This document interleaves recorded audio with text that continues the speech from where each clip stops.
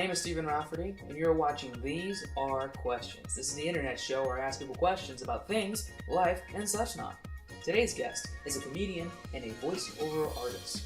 Please welcome Gabby Naylor. Gabby, welcome to the show. Hey! Before we get into the questions itself, let me explain the rules of the show itself.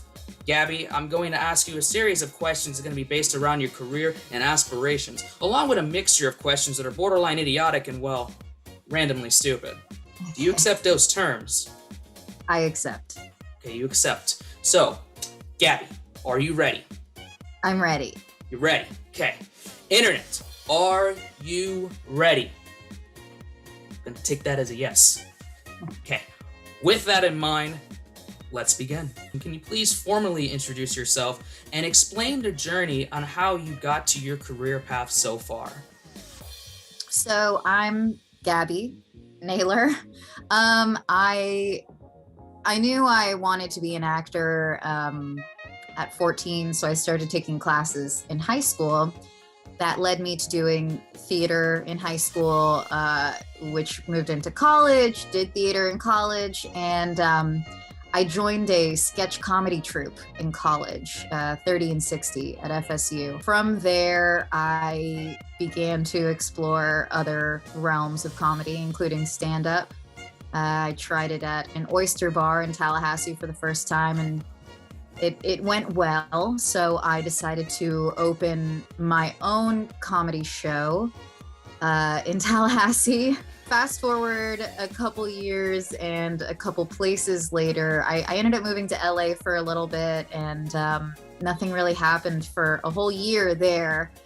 I moved to Atlanta after that, where I started a second comedy show and was sort of doing like short films and on-camera stuff here and there, and nothing really felt right.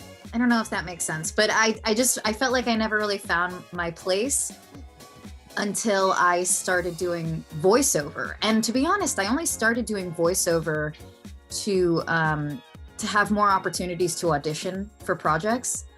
And I just realized that I liked it a lot more. I think taking the pressure off of what I look like and what casting directors might pin me as just opens up the opportunity for me to be as ridiculous or as stupid or as wild and out there as I can. And that's what's led me to this point in my life.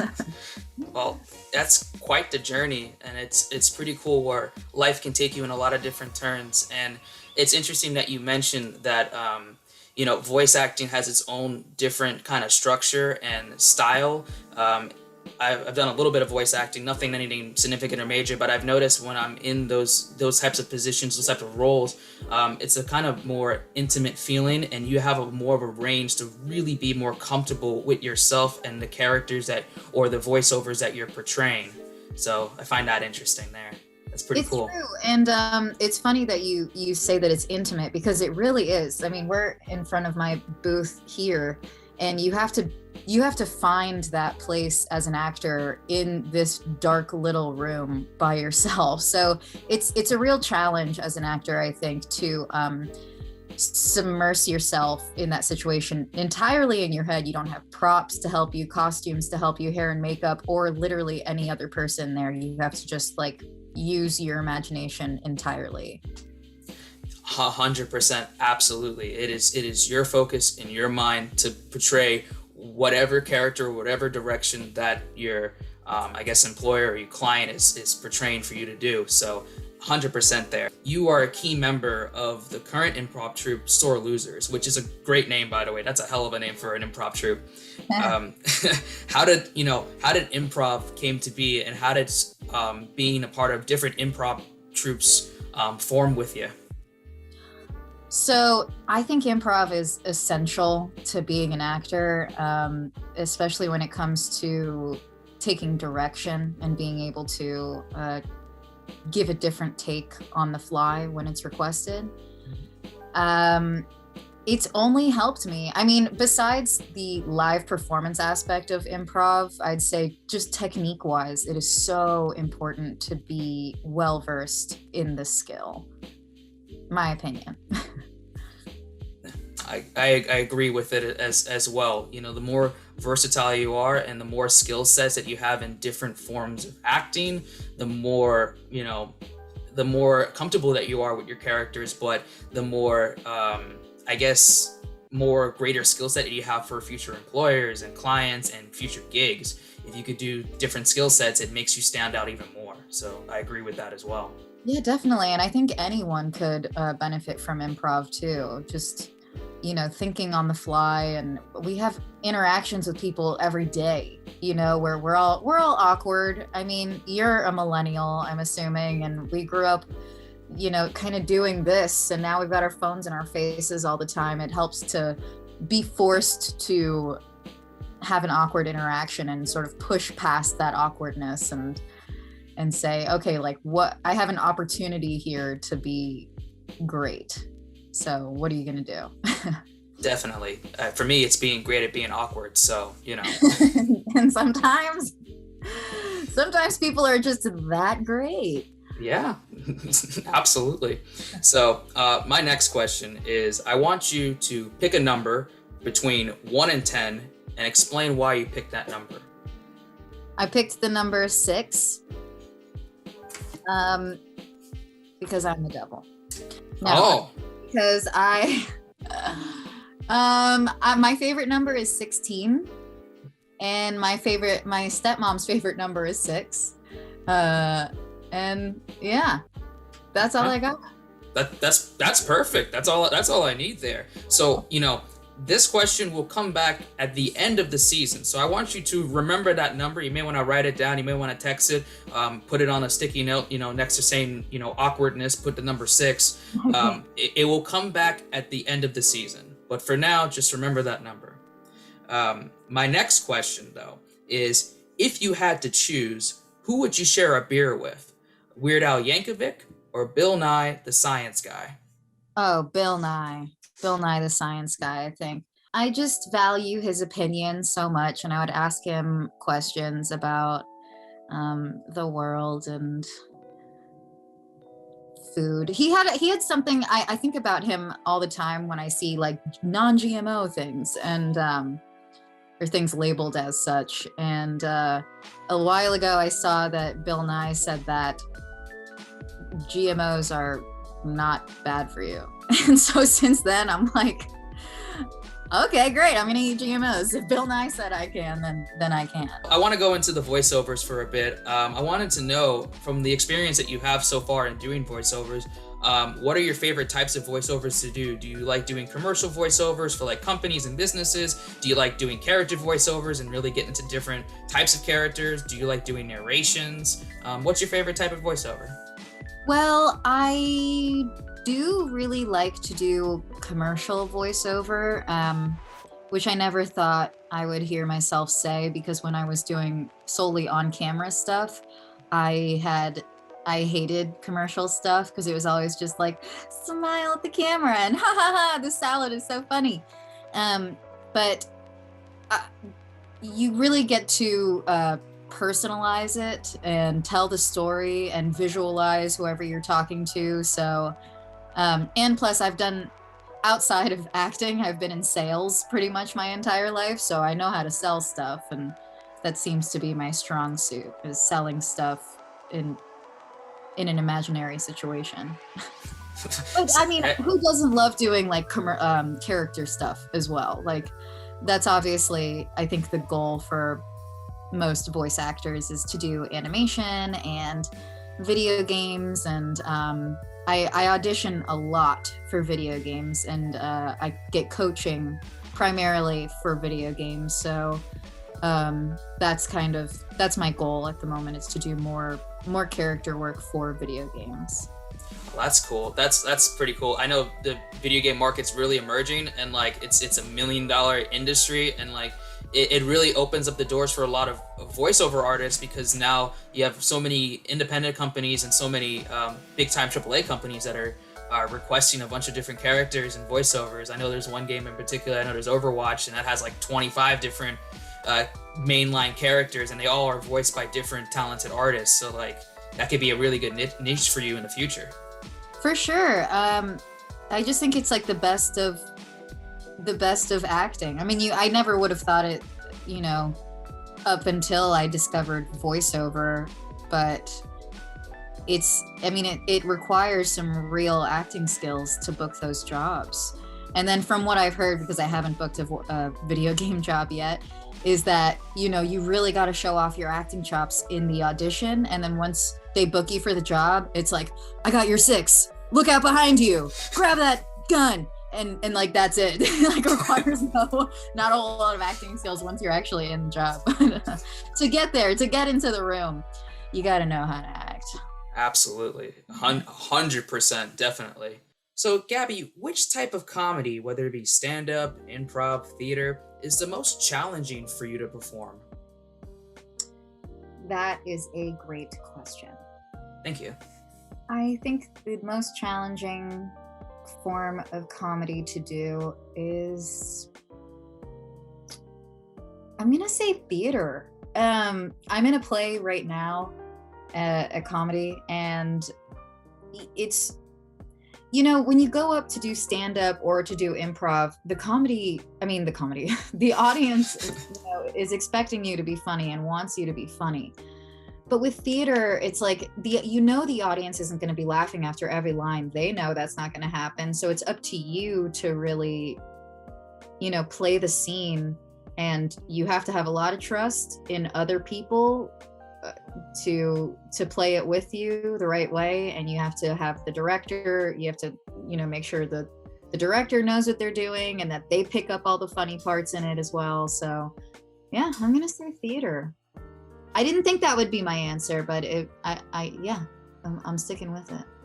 Okay, you heard it here on These Are Questions. The most challenging form of comedy to do is doing a theater play that's a comedy play. So you heard it first. There you go. In my opinion. In Gabby's opinion. Gabby, you've been challenged to a boxing match, and you must pick a sparring partner to train, so you get ready for the fight. But that partner must be someone from the Scooby-Doo mystery gang. No. Who would you choose and why? Okay. I would choose Velma because she just seems like she's got a lot of energy behind her, and she's not afraid to get dirty. Okay. See, it's gonna be a dirty fight then. She has the brain, so she'll scientifically tell you, how to fight, and maybe get tactical approach. And she's feisty. That's true. She'll probably be the one to tell you to pull a Mike Tyson and bite the person's ear off or something, I don't know. Maybe Scooby would do that, but or Shaggy. Yes. Shaggy, yes. Shaggy's crazy. I feel like Shaggy would be like these days just like that homeless guy living under the bridge with his dog. What are you talking about currently? That's what he's probably doing now, to be honest. Yeah, you're probably right. Reunion show. Yeah, especially with this pandemic. Yeah, he's definitely not working. Oh man, he's not working. He's not doing well. No. Hashtag rip for Shaggy or prayers for Shaggy. Thoughts and prayers. Yeah. So, is there a dream voiceover company or dream voiceover artist that you haven't worked with yet, but you want to work with in the future? I have a vision board full of women that inspire me, who also do a lot of voice acting and comedy in general. And those are people like Amy Sedaris, Nicole Byer, who does, I don't know if you watch Invincible on Amazon Prime, but she plays like a little girl and the little girl's mother in it. So she's got quite a bit of range. Rashida Jones is a voice actor now. She's on there. Amy Poehler, of course. Yeah, I mean the greats. Who wouldn't want to work with those people? But I think more than wanting to work with them, they just like they inspire me. And as far as like companies I would want to work for, I would really want to work for Smite, just because I auditioned their uh, video game called Smite. I get auditions for them all the time, and they have not hired me yet, but one day they will. And yeah, I'm just putting it out into the universe. You're manifesting right now, manifesting to work with all of these talented voiceover artists and actresses, and working for Smite and all the video game companies. I would just put it out to the universe now, every single one of them. Everyone, you hear me? I'm ready. Maybe I'm not. They'll tell me when I'm ready. What is the best piece of advice you can give for aspiring voiceover artists or comedians in general? Just do it. I know that is like the most vague bullshit answer, but if you really want to do it, there's no right way to get into it. And I get this question all the time. And to those people, I just want to be like, you obviously don't want to do it that bad. If like you're saying, how do I get into it? You don't just like walk into a building and say like, hi, where do I go to be a voice actor? Like you just have to start doing it. And I'm sure that you can relate to this too, just being in the entertainment field. You just have to like do it. I mean, like whatever that means to you, do that thing, and like opportunities will come. Also, like it can happen for you. So invest, train, and don't worry so much about what your home studio setup looks like. As long as the room is acoustically treated and you have an XLR microphone, don't get a Blue Yeti. Just don't get one. You're gonna end up getting rid of it, or it's gonna break. I know from experience. I have a broken one right there in front of me.